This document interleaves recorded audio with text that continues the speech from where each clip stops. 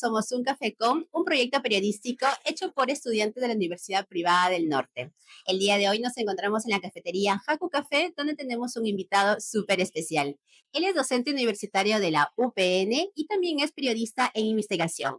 Actualmente forma parte del medio digital Buena Pepa, donde apuesta por el periodismo de investigación y de calidad con enfoques políticos, sociales y económicos. Asimismo, con una gran pasión, hizo el reportaje Pobreza, Contaminación y Cambio Climático, el trinomio que pone en riesgo la salud de los liberteños. Este fue un tema vinculado al ciclón Yaku en el año 2023, donde le da un enfoque fuera de lo convencional y también lo humaniza y va más allá de los hechos explícitos. Actualmente también es docente de la Universidad Privada del Norte, donde desempeña su cargo como periodista y también en investigación y tesis de científicos y especializados. Hoy hablaremos con él sobre su trayectoria periodística, su labor como docente y esa pasión que tanto demuestra por el periodismo. Bienvenidos a Un Café con. Jorge Clavijo Correo. ¿Cómo se encuentra el día de hoy, profesor? Bien, estamos bien, saliendo de clase, eh, chequeando algunos temas de interés social y recientemente vemos con mucha preocupación que no se estaban visibilizando temas relacionados a la salud, ¿no? Hemos hecho un barrido por la sala citacional del MINSA y nos encontramos que ya hay fallecidos a nivel nacional 2025 y no lo han publicado los medios por leptospirosis, por dengue. Entonces, hoy me levanté muy moralejo respecto a que no cuenta el periodismo, ¿no? Me hice esa pregunta existencial de qué no cuentan los medios y qué se podrían contar de las aulas universitarias. Esa es la idea que está rondando el día de hoy en mi cabeza. Justamente hablaremos un poco de esos temas sociales, ¿no? Que a todos en la realidad nos afectan. Cuéntenos, ¿cuál es el café que se elige día a día como docente universitario, como periodista? Bueno, yo soy adicto al café, ya me conocen mis alumnos, siempre me ven con una taza de café, pero suelo tomar el café que yo preparo, ¿no? Tengo mi cafetera, me engrío bastante con café, tomo sin azúcar y para mí siempre es un buen expreso, ¿no? Un buen expreso. El café me lleva a lugares románticos y odiados también. Lo romanticé mucho con el mercado central, ¿no? Porque ir al mercado central y respirar café. Lo relaciono mucho a los lugares en los que he viajado por trabajo o por placer, ¿correcto? Y lo relaciono mucho con lo que mi hijo suele decir cuando vamos de compras, ¿no? Me dice, papá, cómprate tu cafecito, me dice, ¿no? Entonces, tengo una conexión espiritual y fisiológica, si se puede decir, con el café, ¿no? Cuéntenos, para el público que no lo conoce, ¿en qué momento de su vida usted dijo, voy a ser periodista? La idea de ser comunicador me rondó desde que estaba en el colegio. Mis padres pensaban que me inclinaba mucho por las ciencias, porque vengo de esa educación robusta de los 90, ¿no? Donde la exigencia de papá y de mamá era bien marcada, ¿no? Y sobre todo las matemáticas y el lenguaje. Pero descubrí mi pasión de una manera antagónica, ¿no? Porque en el curso de química, la profesora, para romper un poco el molde tradicional de la enseñanza, dijo, ya vamos a hablar de los químicos más reconocidos a nivel mundial. Y van a investigar la biografía de un químico y vamos a hacer una conferencia de prensa. Me fascinó la idea al punto de que me pasé toda una noche elaborando una cámara de video de cartón. ¿Qué edad tenía en ese Yo momento? tenía en ese entonces cuarto de secundaria, tenía 15 años. No, tercero de secundaria, perdón, 14 años. Y descubrí de que la comunicación era lo mío, ¿no? Le metí tanto entusiasmo a esa actividad que ahí entonces me dije, no, lo mío es la comunicación, ¿no? Integraba también, en algún momento, fue un periodo muy corto, recuerdo un profesor de literatura que nos hizo escribir poemas para su curso y luego uno de los poemas que yo escribí se publicó en el poemario de colegio, ¿no? Un poemario que en ese entonces era de bajo costo, se imprimía en papel periódico, le llamábamos en ese entonces, a 20 céntimos se vendía el poemario, pero marcó también mi pasión por leer y escribir. Y cuando usted ya se graduó de comunicador en la Nacional, ¿y en qué momento usted dijo, voy a ser ahora profesor y especializarme en periodismo? Lo que pasa que le agradezco mucho la vida y haber conocido excelentes profesionales en mi formación. Yo cuando empiezo en el periodismo empecé de voluntario en un medio de comunicación como fotoperiodista, ¿no? Haciendo uso de una cámara propia que me regaló mi padre como regalo por ingresar a la universidad. Empecé como fotoperiodista y no se me cruzaba la mente o por la mente ser docente universitario. La idea de ser docente universitario ya cruzó por mi mente cuando en 2016 un reportaje que hago en la cárcel de mujeres fue finalista en los Premios Nacionales de Periodismo y en el círculo de los comunicadores se noticiaron del tema y me invitan a dictar un taller en la Universidad Nacional de Trujillo, en realidad dos talleres, ¿no? Uno sobre informativos y otro sobre televisión. Y descubrí que tenía conexión con los estudiantes, ¿no? Y descubrí y asimilé y puse en práctica lo que me gustaba de los docentes, ¿no? Tuve muy buenos profesores en la universidad y en el colegio, y en algún momento dije, no, si algún día yo fuese docente, quisiera ser el profesor que no tuve y el profesor que amé, ¿no? Por eso mucho conecto con los ejemplos, con las experiencias, ¿no? Y cuando llega ya la oportunidad en la Universidad Privada del Norte, fue un tema muy bonito, porque todos los docentes que atraviesan el proceso de inicio, no es que te den una carga horaria muy extensa, ¿no? Empiezan midiéndote, ¿no? 2 horas, 4 horas. Y yo entendí y propuse como regla existencial en el trabajo de que hay que darlo todo, ¿no? Hay que darlo todo. Si sea una hora o una clase con un estudiante, hay que darlo todo. Yo soy de darlo todo. Entonces fue una idea que cuajó y evolucionó en el tiempo. Y por eso justamente ha sido ganador de muchas veces en su rol como profesor de investigación. ¿Cómo se siente respecto a ello? Eh, yo siempre que hago los trabajos, o cuando trabajo, perdón, me corrijo, yo pienso en dar todo de mí, ¿no? Si hay que madrugarse, nos madrugamos.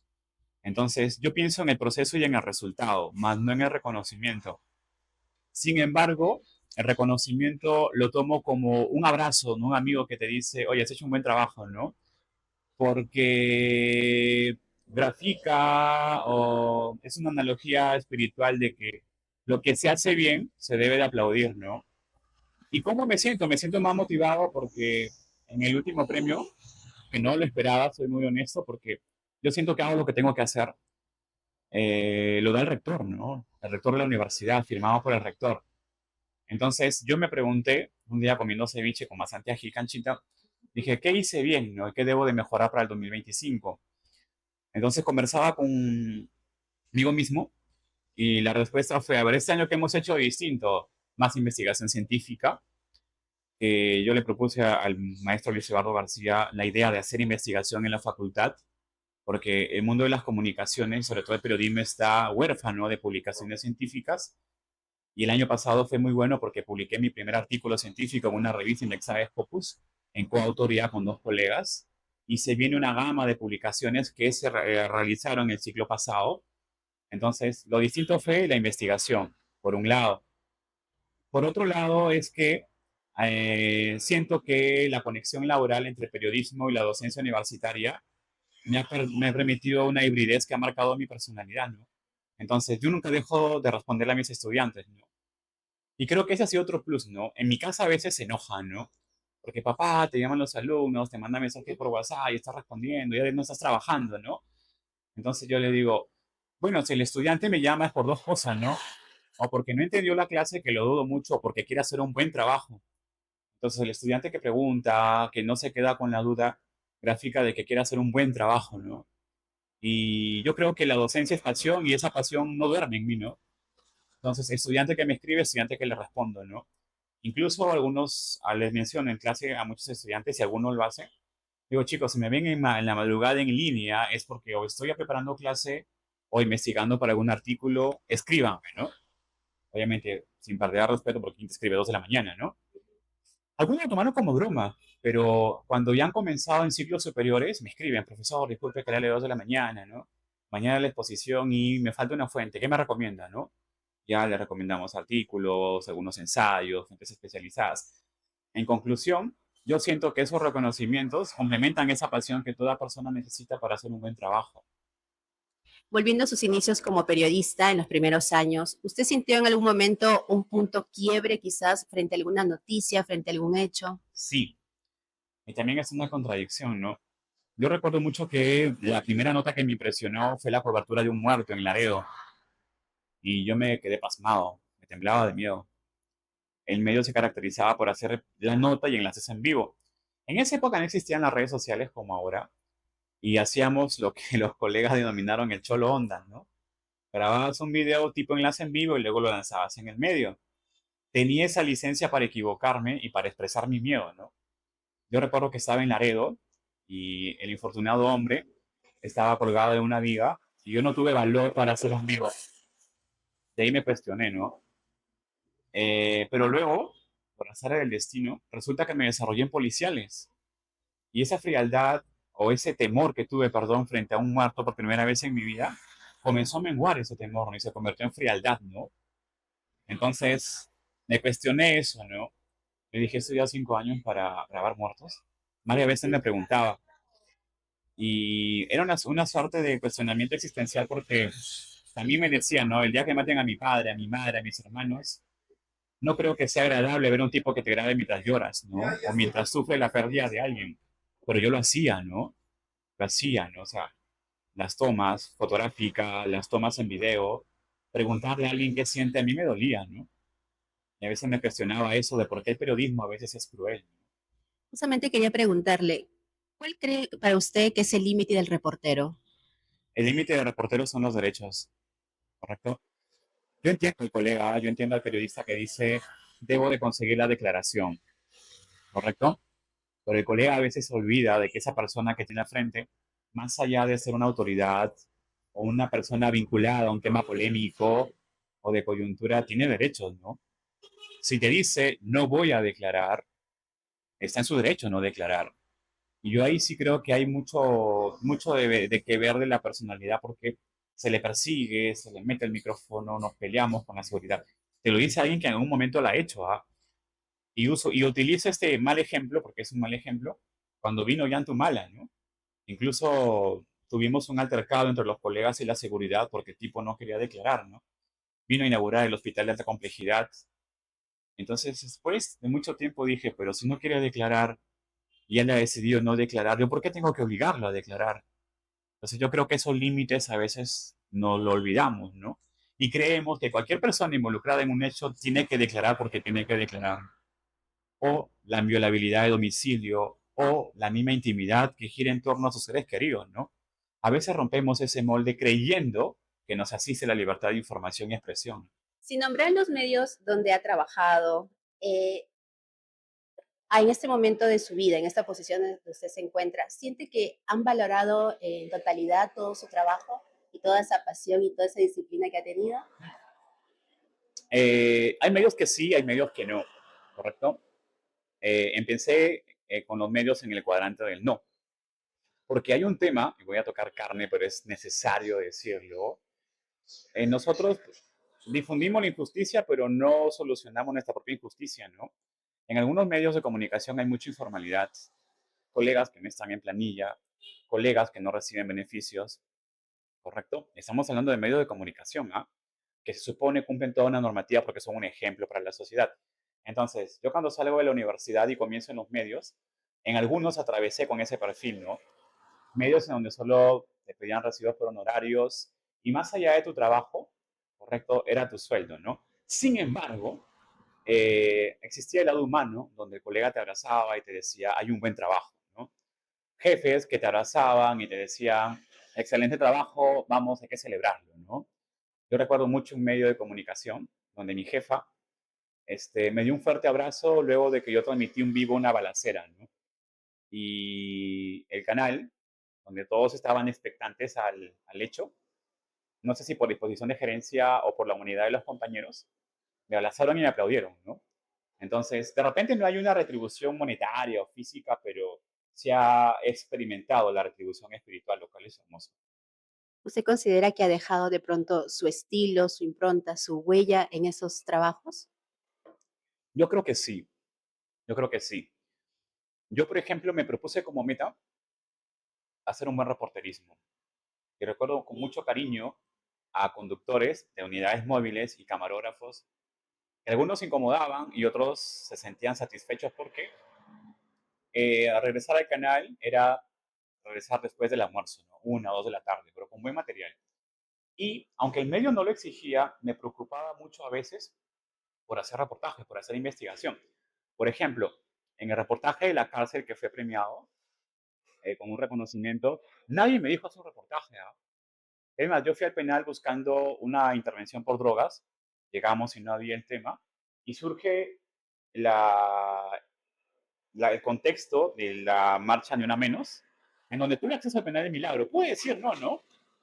Pero yo siempre quería más de eso, ¿no? O sea, oye, hay que hacer un buen trabajo, si se puede hacer reportaje, hay que hacer reportajes porque los medios en Trujillo carecemos de eso. Y bueno, al canal le dejé un reconocimiento porque se mencionaba el canal. Luego, en Buena Pepa, que es mucho de periodismo literario, siendo un medio que recién está en pañales, hemos sido finalistas en 3 categorías del Premio Nacional de Periodismo. En los 3 reportajes participa quien te habla, con mucho cariño lo menciono. Y es gratificante ver pues, a Buena Pepa finalista con El País, con Hildebrand en sus 13, con Convoca, con El Comercio, con La República. Entonces, yo sí, con la humildad del caso, sí considero que he dejado huella, pero no por una exigencia de terceros, sino por una autoexigencia de hacer bien las cosas. ¿Has trabajado en distintos temas de interés público? ¿Hay alguna investigación en particular que haya marcado un antes y un después en tu carrera? Sí, el reportaje de la cárcel, ¿correcto? Porque a veces el periodista se siente un inquisidor, ¿no? Un justiciero social, ¿no? Que señala, que acusa, o prejuicia, ¿no? Y ahí descubrí que la verdad no es un círculo cerrado, es un círculo abierto, ¿no? Y lo cerramos nosotros con el preconcepto.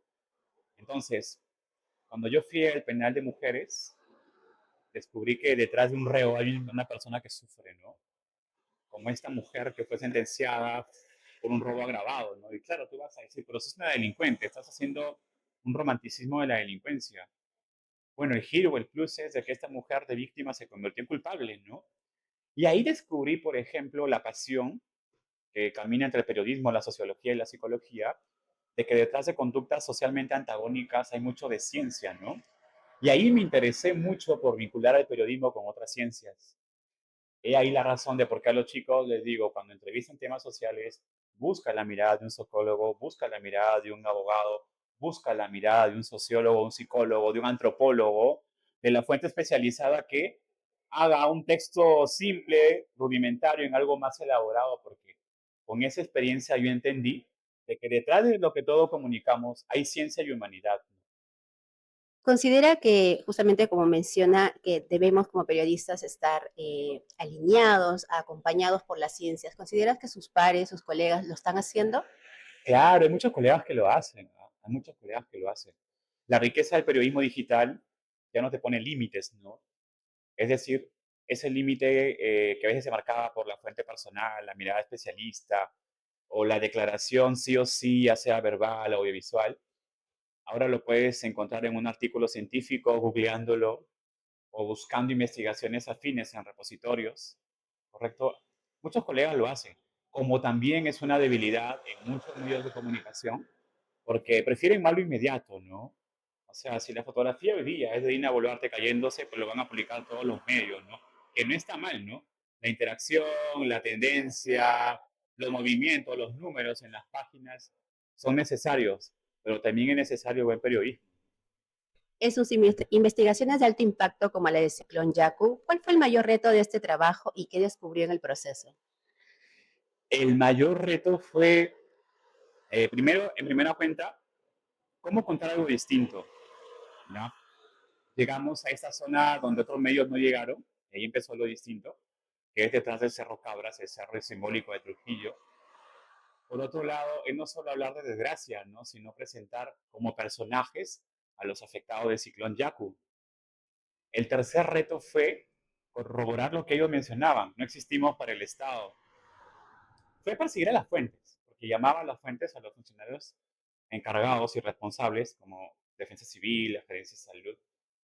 Por sus ocupaciones era un no puedo, no estoy. Entonces comencé a buscarlos en conferencias de prensa, ¿no? Y fue así que huí con mis fuentes, en conferencias de prensa. ¿Por qué? Porque el reto era, teníamos el texto, sí, pero faltaba la versión de los involucrados. Y tú me puedes decir, sí, pero si no se quieren declarar, pon que no declaró, no que los ubicaste. Pero yo entendía que era importante la voz de esos personajes, ¿no? Porque no podemos hacer una historia romántica de la tragedia sin entender los pormenores y las personas vinculadas. Ese fue el reto, que lo saboreé bastante. Nuestro público ha dejado unas preguntas para que lo pueda responder e integrados también lo de sus alumnos, ¿sí?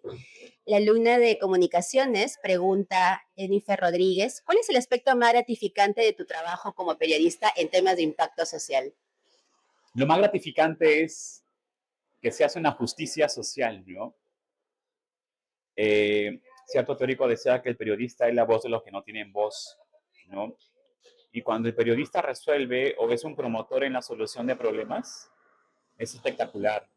Por ejemplo, lo más reciente, ¿no? Me contacta una fuente, una directora, y me dice que habían robado en su colegio, en un colegio que tenía un cerco de calaminas. Lo pude trabajar para mi medio, pero después dije, no, este problema tiene que ser visibilizado. Como estamos en grupos de periodistas, comparto la información. Le digo, colega, buenos días, han robado en un colegio de La Esperanza, aquí dejo el contacto de la profesora. Cruzar esa información hizo que los medios fuera, y en esa exposición de un hecho lamentable es que llega, no sé si por una cuestión política o de gestión pública, ya llega el gerente general del gobierno regional, la vicepresidenta del gobierno regional, el gerente regional de educación, a decir que iban a tomar interés por este colegio, que iban a donar útiles escolares, y asomó otro problema de que había retrasos en la reconstrucción del local, que iban a dar énfasis. Entonces, día después, me contacta la directora y me dice, Jorge, gracias porque no pensábamos el impacto, los niños felices con los útiles que han prometido regalarles. Entonces sentí y grafiqué de que se hizo una justicia social a través de los medios.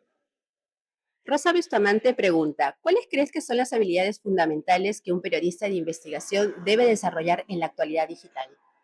En la actualidad digital, con tanta información y desinformación que ocurre, yo creo que la primera competencia es la de contrastación de datos e información. Hay que apelar al fact-checking y no cuesta nada, ¿no? Hay que corroborar lo que la fuente nos dice, ¿no? Recordemos que toda fuente tiene una intención, ¿correcto? Administrativa, política, personal, ideológica o hasta espiritual. Darle voces a las fuentes. A veces el periodista de investigación se siente protagonista de la historia porque conoce todos los elementos. No, tienen que ser las fuentes las que hablen. Entonces tenemos contrastación de fuentes, darle voz a las fuentes y proponer un hecho de interés, ¿no? Un interés social, que la investigación sea un puente de democracia, ¿no? Revelar ese lado oculto que el poder quiere mantener en las sombras.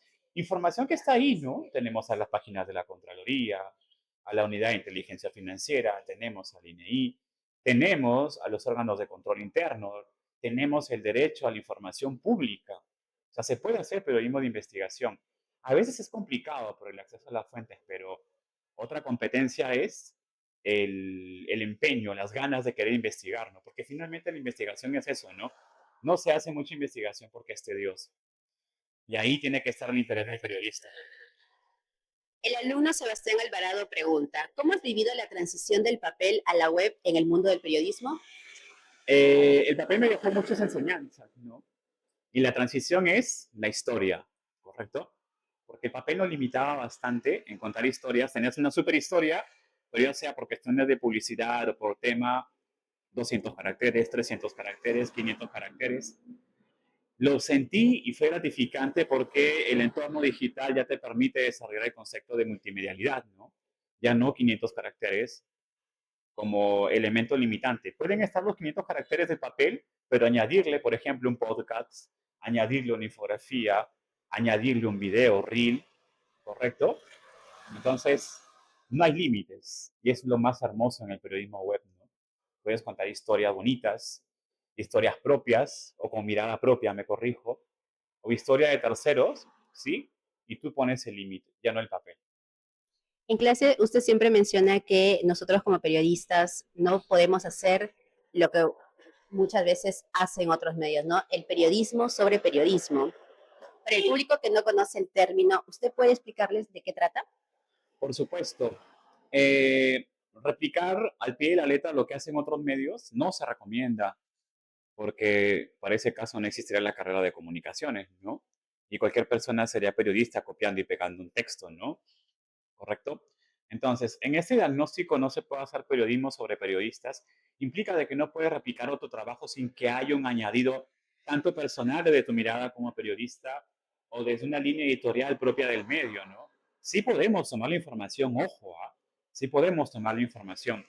Por eso leemos en algunos medios que dice, según publicó La República, según publicó El Comercio, según fuentes citadas por RPP, para nosotros construir una narrativa distinta y contar lo que no contó la nota primaria. Pero si vamos a replicar exactamente lo mismo, entonces no tendría sentido, ¿no? A eso se refiere. Escuché para usted el espectáculo y las personas que trabajan en dicho medio no hacen periodismo. ¿Puede ahondar un poco sobre su punto de vista? Así, bueno, han sacado ronchas mis comentarios al respecto, ¿ah? Pero A mí me encanta, lo porque lo menciono comparto. con mucho cariño, ¿no? El ejemplo más palpante fue el día lunes, ¿no? Buscaba información y me aparecía en todos los medios lo vinculado a la declaración de Melissa Cruz. Entonces yo decía, ¿el espectáculo puede centrarse en el derecho a la intimidad? O sea, ¿es un espectáculo de intimidad de las personas? O sea, ¿es un espectáculo seguir a una persona todo el día y exponer su vida íntima solo porque son personajes públicos? Y lo más deprimente para mí es cuando usan el término de investigación, ¿no? Dice, nuestra unidad de investigación, el programa de espectáculo, nos revela esto. Y la investigación radica en violar los derechos de esas personas, ¿no? Seguirlo a la discoteca, preguntarle sobre su vida íntima, ventilar aspectos sentimentales, y allí viene la reflexión amistosa, sin pensar en las consecuencias, ¿no?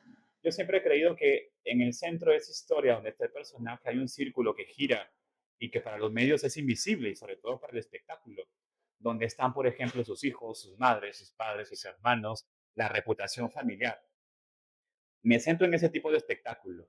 Sin embargo, el entretenimiento es otra cosa. No se habla mucho de cine, no se habla mucho de tendencias musicales, no se habla de literatura. Entonces yo, Teatros. de teatro, por ejemplo, y tú me vas a decir, profesor, pero está en la web, ¿no? Es cierto, en el periodismo digital hay segmentos para esos productos, pero no se visibilizan tanto en diferentes programas o estilos como si lo es el mal llamado espectáculo, que simplifica en el seguimiento a la vida privada de un tercero, ¿no? ¿Y no cree que ello también de pronto retrasa o distrae temas más importantes como la Exacto, ¿no? política, la economía? Mira, recientemente el INEI ha publicado de que el mes de marzo hay inflación y ha incrementado los precios. Y fue deprimente leerlo primero en un medio internacional, en Reuters, si no me falla la memoria. No lo han visibilizado mucho los medios locales, ¿correcto? Y estoy convencido de que lo visibilizarán si Ina Boluarte va a un mercado, le tiran un tomate reclamándole por qué suben los precios. Y recién la gente comenzará a hablar de que es inflación, porque han subido los precios. Entonces, eso es preocupante, ¿no? Entonces, visibilizar, visibilizar y visibilizar, ¿no? Responsabilidad social, opinión positiva, opinión propositiva. Creo que son las claves.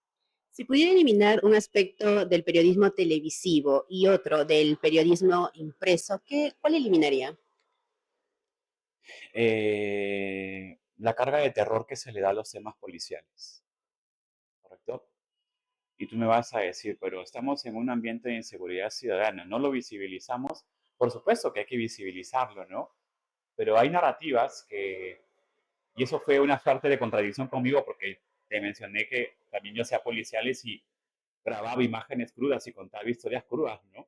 Pero como el periodismo es una transformación, yo lo veo así, yo creo que se carga de tanto miedo, de tanto dramatismo, que no sabemos si lo que te venden es una reflexión sobre la inseguridad ciudadana o te venden miedo. Ahora, el Observatorio de Medios, en conjunto con la Universidad Católica el año pasado, hizo un conversatorio donde todos los especialistas fueron psicólogos y dijeron que hay pacientes que llegan con miedo. Nunca han sido víctimas de la delincuencia, pero caminan con miedo. Y que incluso ellos recomiendan a sus pacientes no ver medios de comunicación, como una terapia, para alejarse de ese miedo, de una manera amistosa, lo digo, sé que muchos van a presionar esta respuesta, que han generado los propios medios de comunicación, ¿no? En el lado positivo, mencionaban los especialistas, está bien, habla de la balacera, pero cita con indicadores y también busca las voces que buscan resolver el problema. Ojo, cuestionar las acciones, pero también proponer soluciones, ¿no?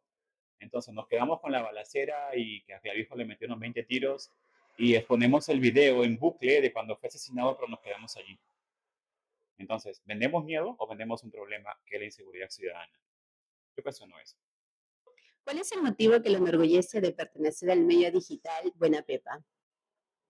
Me enorgullece porque estamos en pañales, pero presumimos de caminar como grandes, ¿no?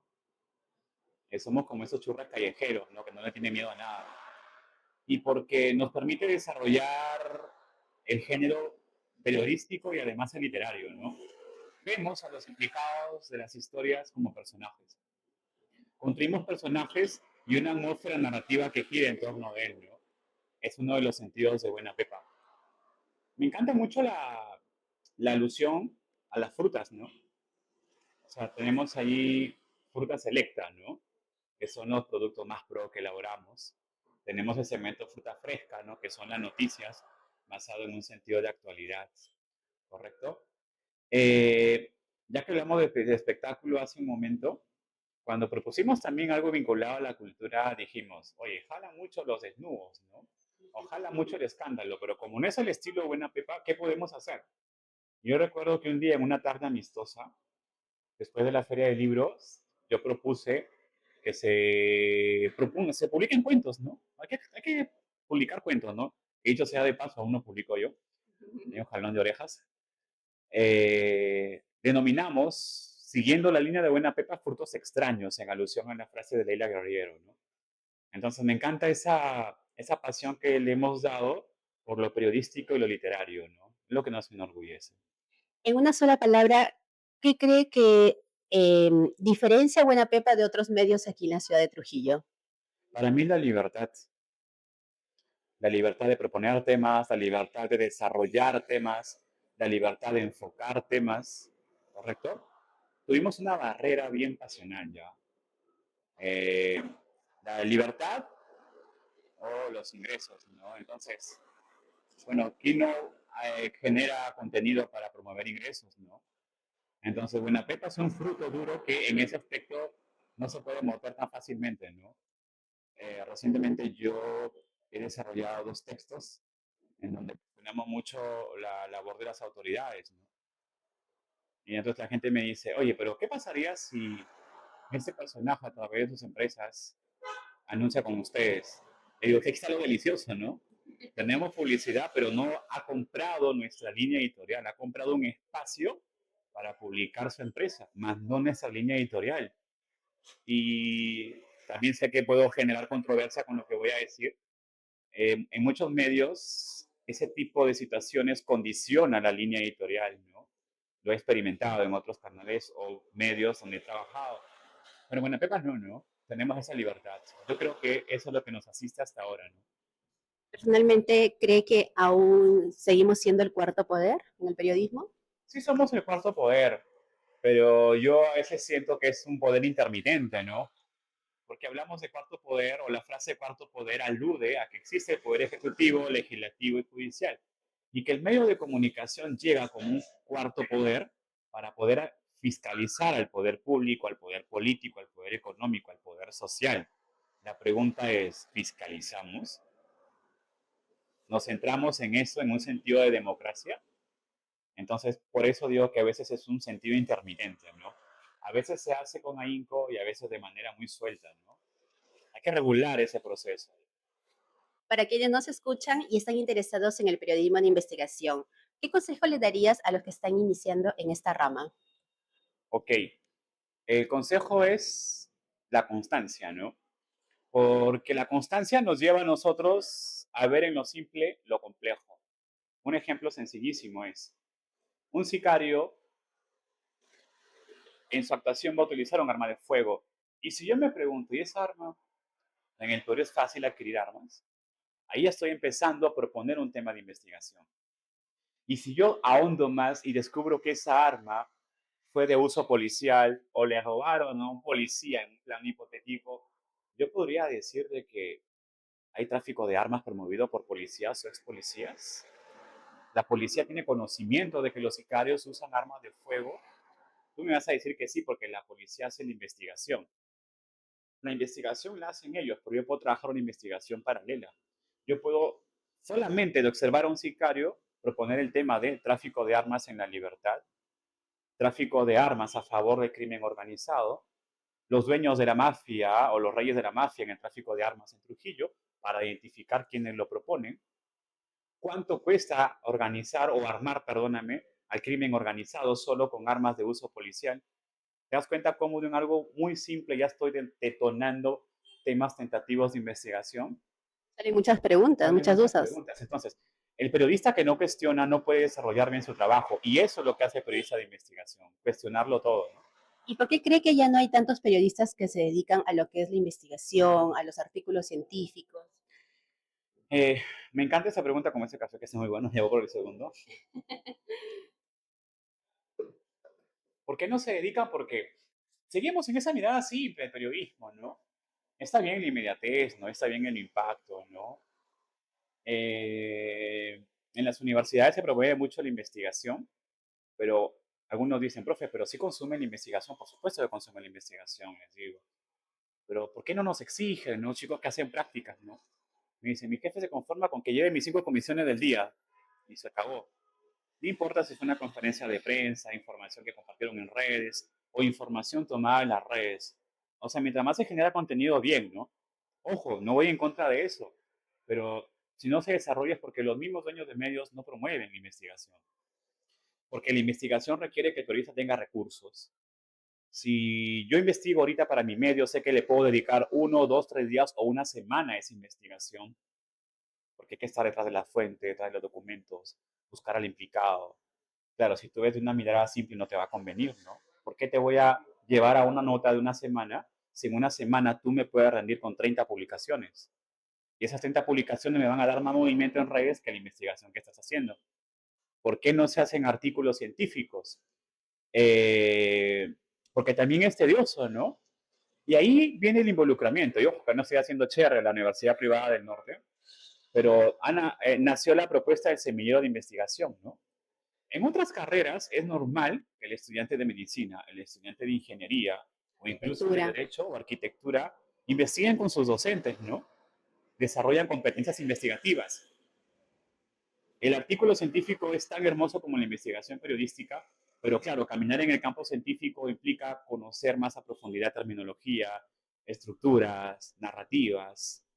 Olvidamos que un profesional que egresa con artículos publicados en revistas indexadas tiene un mejor perfil que solo un comunicador que sale con su grado de bachiller. Entonces, mientras no haya promoción, lo que yo estaré hablando será algo utópico, ¿no? Ya se están promoviendo corrientes. Ojalá que algún día desborde y sea común que el comunicador haya publicado artículos científicos o que haga investigación. Si dejamos de lado la simplicidad, la rentabilidad y la flojera también. ¿Considera que el periodista actualmente tiene, en unos términos más criollos, bastante chamba con todas las problemáticas sociales que hay? Mira, si tomamos el ejemplo del sicario y yo diera una comisión por cada elemento, ya, tú vas a hacer el perfil del sicario, ¿no? ¿Quiénes son los sicarios? ¿No? Porque solamente decimos que el sicario llegó y acribió a una víctima. Pero a veces no entendemos que detrás de ese sicario está el resultado de la violencia familiar, de la violencia psicológica, de la pobreza extrema. Ahí tenemos un reportaje. El tráfico de armas, tenemos otro reportaje. Los indicadores de inseguridad, otro reportaje. La violencia juvenil, mira, 4 reportajes. ¿Correcto? Entonces, todo nace según la perspectiva que tengamos, ¿no? Porque si vemos esa perspectiva social, créeme, nos inundaríamos de reportajes y todo fuera interesante, ¿no? Y no esperar la inmediatez o la tendencia para que el periodismo flote, ¿no? Los temas están allí. En una sola línea, ¿cómo define la ciudad de Trujillo?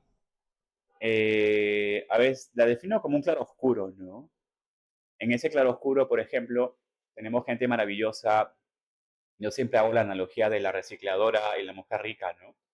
Porque ahí entendemos de que hay personas que se esfuerzan mucho por su familia, como hay personas que no valoran el sentido de existencia, ¿no? Como en toda ciudad puede ocurrir, ¿no? A Trujillo le abrazo con mucho cariño porque aquí me inicié en el mundo académico, me he desarrollado en el mundo profesional, aquí me enamoré, aquí tuve hijos, también me desenamoré, ¿no? Aquí hago periodismo, ese es el lado más hermoso que tengo, ¿no?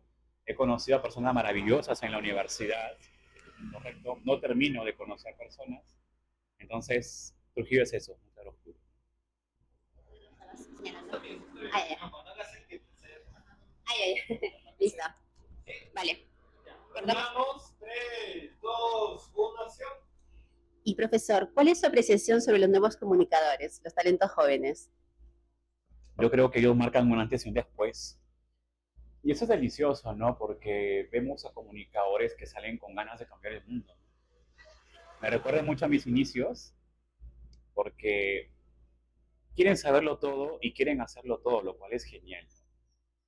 El comunicador ahora es un todista, ¿no? Antes solo había el concepto del redactor, el concepto aislado del fotoperiodista, el concepto aislado del camarógrafo, ¿no? Ahora los chicos salen con competencias asombrosas, ¿no? Manejo de inteligencia artificial, tienen la fortuna de acceder a fuentes a través de la web. No solo preguntan, también hacen reels, también hacen fotografías, hacen podcasts, te hacen infografías. O sea, es loco, ¿no? Es loco. Por ejemplo, antes de venir a la entrevista, me llama un alumno, o exalumno ya porque egresa de la universidad, y he felicitado algo sorprendente. Me dice, profesor, he accedido a la carpeta fiscal del caso Real Plaza. Yo, genial. Me dice, profesor, hagamos la investigación juntos. Me dice, ayúdeme porque son 500 páginas. Algún problema en leerlas, yo lo voy a disfrutar cada página, me digo, ¿no? Entonces, ya salen con esas competencias. Necesitamos que ese río en el que ellos naveguen sea movido por personas más responsables. No digo que sean irresponsables los colegas que dirigen medios, más responsables en un sentido de que puedan explotar positivamente todas estas competencias. Si el estudiante sale con ganas de investigar, con ganas de hacer reels, con ganas de hacer infografías, con ganas de redactar, entonces, ¿por qué limitarlos al periodismo tradicional, no? Son maravillosos los chicos que están egresando ahora. ¿Y algún consejo, sugerencia, crítica sobre nuestro proyecto periodístico aquí en Un Café con? Te lo he dicho en las aulas, te lo he dicho fuera de las aulas y lo vuelvo a mencionar acá. Es un proyecto hermoso. Me recuerda mucho a los proyectos que solo se quedaban en clase y no se desarrollaban por falta de presupuesto o porque no había alguien que liderara con pasión este tipo de proyectos, ¿no? Mira Café con, ya, si bien el eslogan dice es hecho por universitarios, yo creo que cumple con todas las condiciones para que se denomine un proyecto estrictamente profesional. Hay una realización detrás de ello, hay una planificación detrás de ello, hay una temática detrás de ello, hay un respeto a la fuente detrás de ello, reconocen el lado positivo de la fuente, también se puede cuestionar el lado oscuro de la fuente. Entonces, es delicioso que Trujillo, en esta ola de inmediatez que solo nos lleva a la tendencia, se creen esos frutos extraños de los que hablaba Leila Guerriero, ¿no? Y este fruto extraño que es un café con, ojalá que se mantenga vigente, ¿no? Y ojalá que estudiantes de facultades de comunicación de las universidades sigan el formato correcto o los inspire a crear nuevos formatos en donde se haga de la entrevista el arte de presentar personajes que existen pero que no podrían ser visibles en ciertos casos, ¿no? Muchísimas gracias, profesor. ¿Algún consejo para todos los comunicadores? Que nunca dejen de lado la pasión. Como en todo en la vida, si no hay pasión, nada se logra. Y si se logra, no se disfruta, ¿no? La pasión te da esa licencia para disfrutar el proceso y el resultado. ¿Alguna frase que quiera compartir con la audiencia, de periodismo sobre todo, que lo haya marcado? La frase que me marcaba a mí del periodismo es: las malas personas no pueden ser buenos periodistas. No estoy diciendo de que caminamos con aureolas sobre la cabeza, ¿no? Pero estamos hablando ya de construcción personal, ¿no? Si tú mientes en tu casa, serás sincero con tu audiencia. Me marcó mucho esa frase que la escuché en un seminario, en un taller recuerdo, cuando se hablaba sobre el periodismo y ética, ¿no? Muchísimas gracias, profesor, por estar aquí, por compartir sus conocimientos, por estar acá con nosotros, sus alumnos. Esperamos volver a verlo. Genial, muchas gracias. Les habló Jorge del Clavijo Correa. Un gusto. Y a todos ustedes por unirse a nuestro canal de YouTube y en nuestra cuenta de Instagram. Les agradecemos que sigan ahí. Estamos todas las semanas proponiendo nuevos temas y nuevas entrevistas. Muchísimas gracias.